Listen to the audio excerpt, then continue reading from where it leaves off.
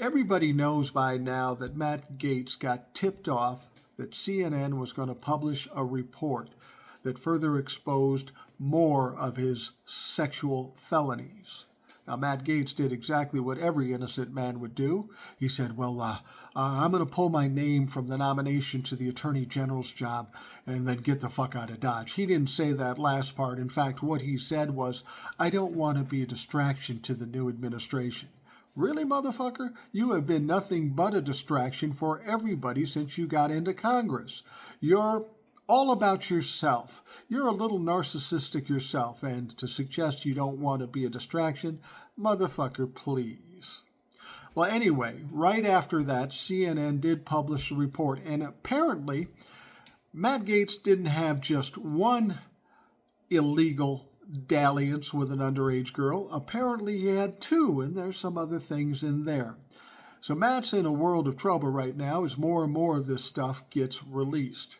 Immediately after that, Donald Trump announced that he was nominating Pam Bondi as the Attorney General in place of Matt Gaetz. Now, Pam Bondi was the Attorney General for the state of Florida, whatever the fuck that's worth.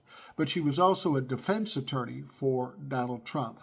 Now, she can't be any worse than Matt Gaetz. We have to dig a little deeper and find out more about her.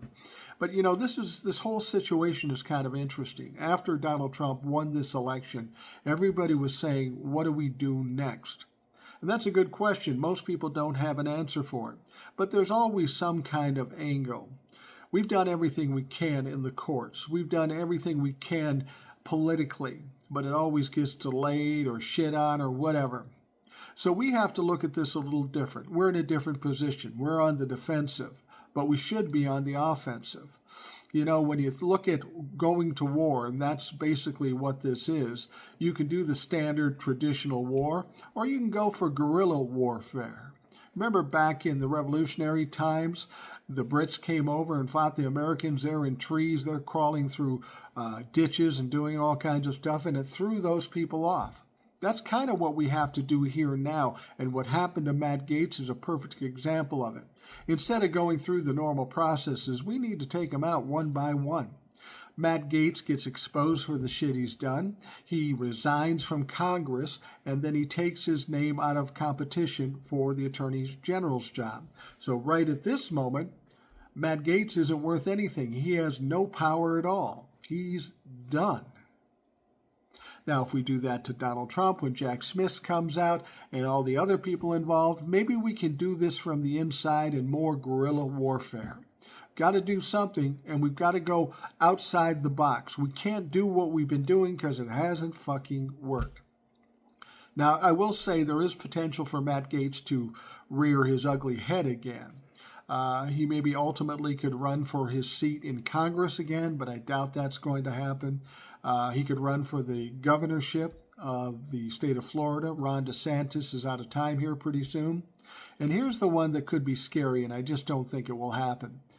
Marco Rubio is going to be the Secretary of State for Donald Trump, so there's an open Senate seat in Florida. So typically, all cases, the governor will appoint somebody to replace Marco Rubio for the rest of his term.